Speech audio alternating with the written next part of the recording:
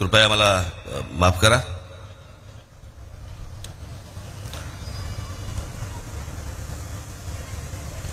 आज या 18व्या लोकसभेच्या निवडणुकीला आपण सगळेजण सामोरे जात आहोत.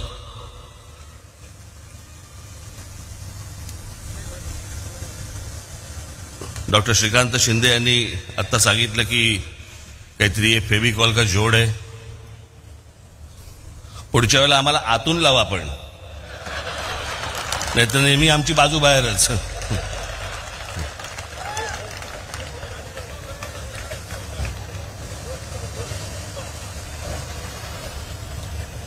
आज इथे ठाण्यामध्ये आल्यावरती आनंद मठामध्ये गेलो.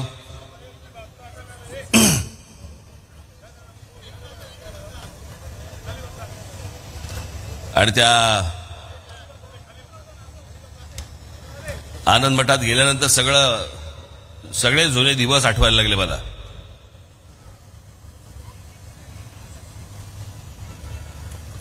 माझे आणि आनंद दिघेंचे एक वेगळ्या प्रकारचे एक मैत्रीपूर्ण संबंध होते.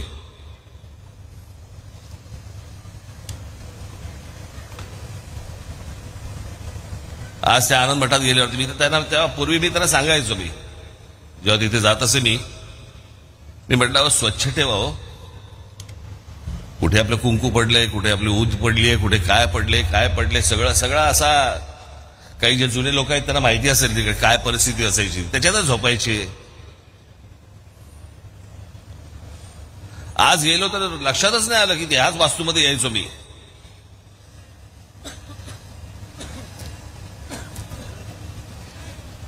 पण त्यांच्याबरोबर तेव्हा ठाणं फिरताना पण मजा यायची. टुमदार होतं ठाणं. बाळासाहेबांबरोबर लहानपणी मी किती आलो ठाण्यामध्ये. आणि तेव्हा ते काय आचारसंहिता 10च्या आधी बंद वगैरे असले काही प्रकार नव्हते. 12 1 वाजेपर्यंत भाषणं चालू असायची. आणि व्यासपीठ अशी काही एवढी मोठी व्यासपीठं पण नाहीत, अशी लहान व्यासपीठ असायची. गाद्या असायचे, लोड असायचे, समोर लोक बसलेले असायचे.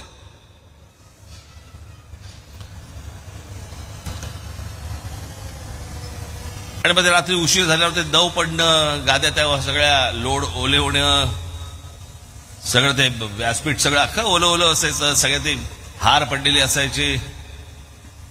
आणि एक टुमदार शहर ते व्हायला ते एक ठाणं होतं. त्याला तलावांचं शहर म्हणायचे. त्या तलावांचे शहर बुजवले गेले आणि नंतर टँकर सुरू झाले.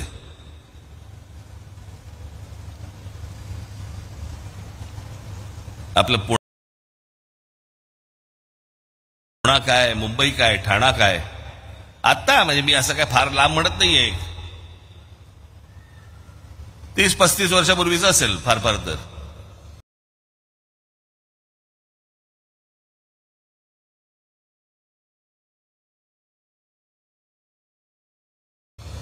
कोणे एके काळी वगैरे असं काही नाही, पण छान टुमदार. मला असं वाटतं की अशी शहरं ही आपल्याकडनं उभी राहिली पाहिजेत.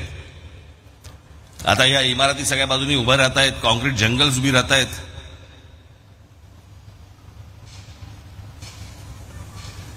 हा जो ठाणे जिल्हा जो आहे ना, हा ठाणे जिल्हा या देशामधला, मी तुम्हाला सांगतो, मी काय बोलतो तर तुम्ही लक्षात ठेवा.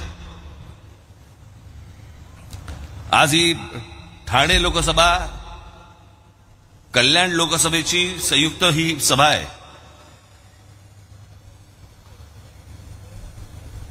मी गेले अनेक वर्ष सांगतोय की आज या देशामधनं वेगवेगळ्या राज्यांमधनं जी लोक येत आहेत महाराष्ट्रामध्ये,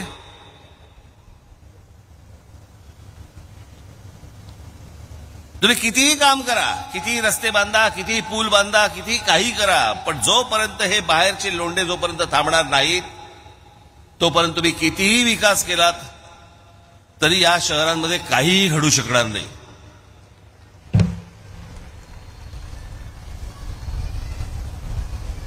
आज खासदार श्रीकांत शिंदे असतील आणि भविष्यातले होणारे खासदार नरेश म्हस्के असतील, उद्या त्यांनी किती फंड आणले, काही आणलं. मी खास करून ठाणे जिल्ह्याबद्दल बोलतोय. मला वाटत नाही भारतामध्ये, संपूर्ण भारतामध्ये, कदाचित जगात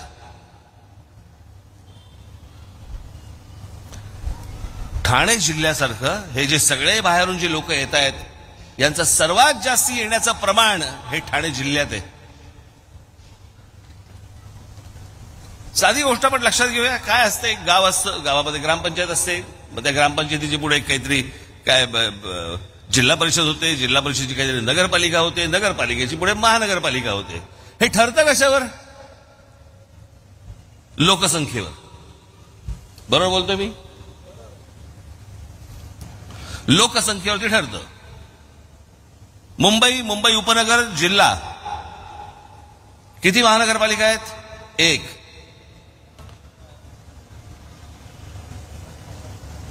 पुणे जिल्हा किती महानगरपालिका आहेत? 2. पुढे तुम्ही कुठच्याही महानगरपालिका, संभाजीनगर काढा, नागपूर काढा, नाशिक काढा, तुम्ही कुठच्याही महानगरपालिका काढा, लोकसंख्येनुसार 1 महानगरपालिका आहे जिल्ह्याला. हा ठाणा हे एकमेव जिल्हा आहे ज्या एका जिल्ह्यामध्ये 7 ते 8 महानगरपालिका आहेत. एका जिल्ह्यामध्ये एवढ्या महानगरपालिका? इकडच्या लोकांनी तर लोकसंख्या वाढवली नाही.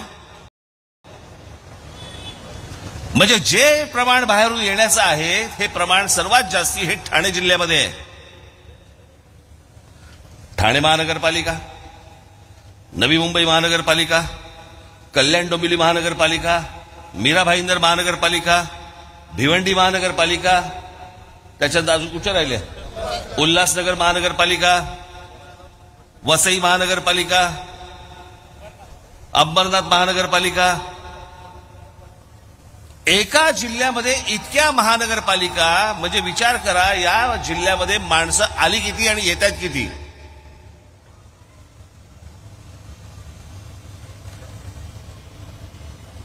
श्रीकांत शिंदे आणि नरेश म्हस्के, मला तुम्हाला एवढंच फक्त सांगायचंय, हे प्रश्न तिकडे तुम्ही लोकसभेमध्ये मांडा की हे आवरा, आता आमच्यावरचा बोजा आवरा.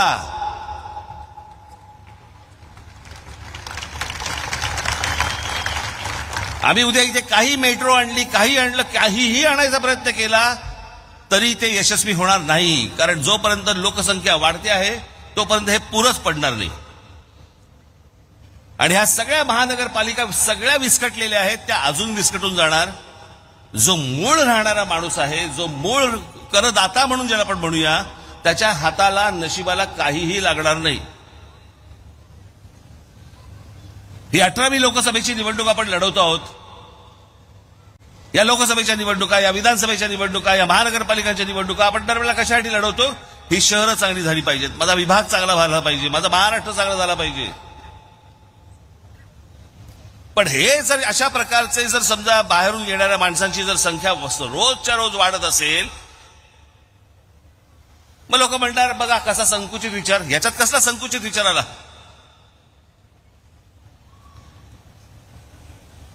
महाराष्ट्र मराठी माणसांचा आहे, यामध्ये वादच नाही. पण या महाराष्ट्रामध्ये गेले अनेक वर्ष इतके मराठी लोक राहत आहेत, जे मिळून मिसळून राहत आहेत, तेही आमचेच आहेत, महाराष्ट्रातले आहेत. अट फक्त एक, मराठी बोलता आलं पाहिजे.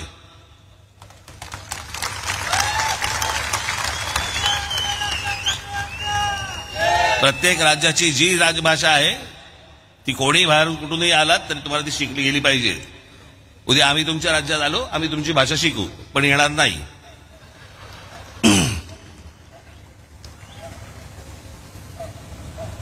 आज हे सगळे मुद्दे मी काल माझ्या सभेमध्ये मी सांगितलं की ही एकमेव पहिल्यांदा मी लोकसभेची निवडणूक बघतोय, पहिली लोकसभेची निवडणूक ज्या लोकसभेच्या निवडणुकीला विषयच नाहीये.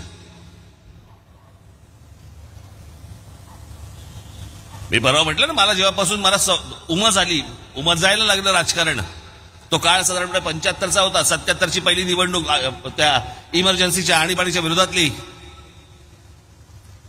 80ला पुन्हा इंदिरा गांधींची लाट आली, तो विषय होता. जनता पक्षाचा पराभव झाला. 84ला इंदिराजींची हत्या झाली.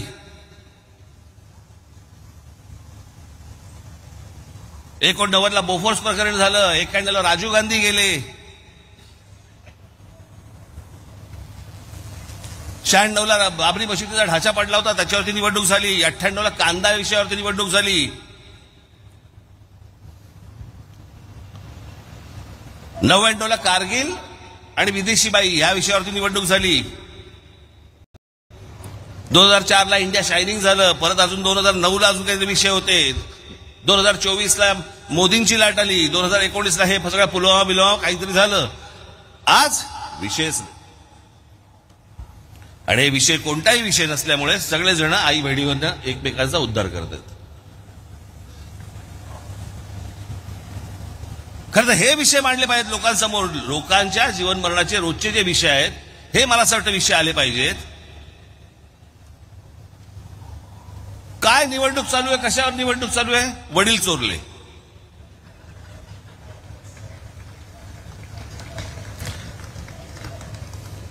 फोडाफोडीचं राजकारण मला कधी मान्य झालं नाही, कधी होणार पण नाही.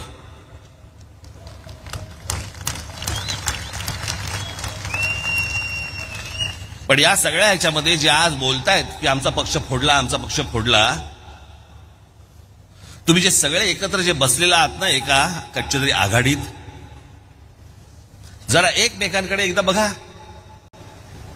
आपण काय उद्योग केलेत ते.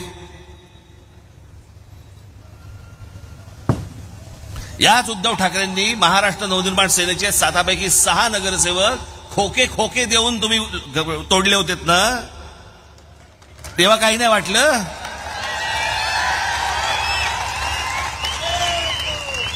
मागितले असते ना, दिले असते.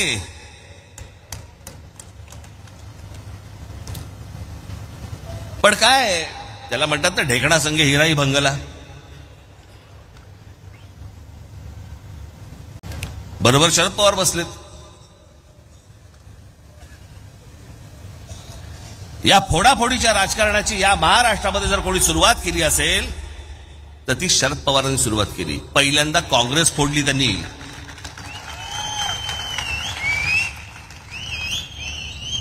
आणि मग पुलोद म्हणून स्थापन केलं.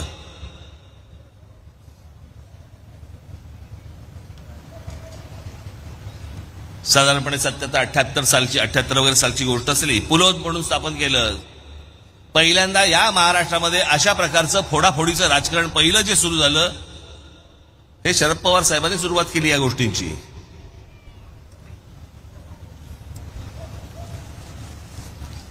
झालं. मग 1991 पुन्हा याच शरद पवारांनी छगन भुजबळांना फितवून बाळासाहेबांची पुन्हा शिवसेना फोडायला लावली.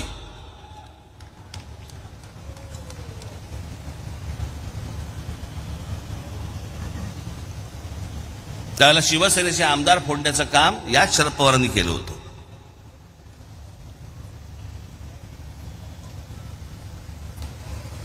ज्या छगन भुजबळांना फोडलं आज ते इथे असतील. मी आपला काय माझा बाहेरून पाठिंबा आहे त्याच्यामुळे मी काही बोलू शकतो. आपल्याला थोडी फेविकॉल अजून लागला आहे.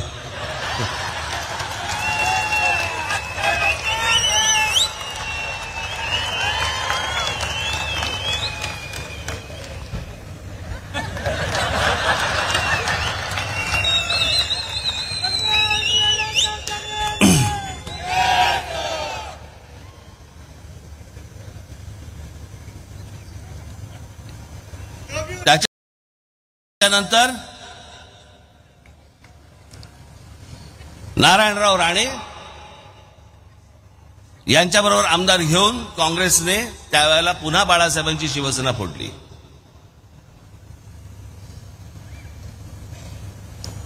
मला आजचं नेतृत्व तेव्हा कुठे टाहो फोडताना दिसलं नव्हतं.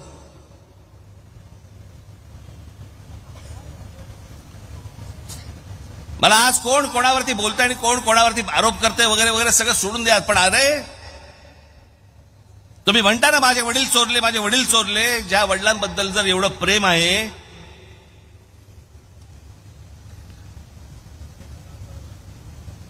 मी एकच क्लिप तुम्हाला दाखवायला आणली आहे.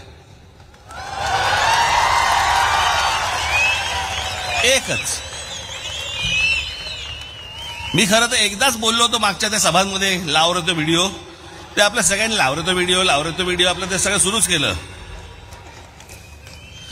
पण आता सांगतोय लावतो व्हिडिओ. हे नीट ऐका. वय झालेल्या बाळासाहेब ठाकरेंच्या हातात म्हणजे 80-85 वर्षाच्या म्हाताऱ्याच्या हातात तलवार देऊन काय उपयोग होणार आहे? हात थरथर करायला लागले आणि त्या हातात तलवार. तरली बाण पोरं काही गोट्या खेळायला गेलीत का?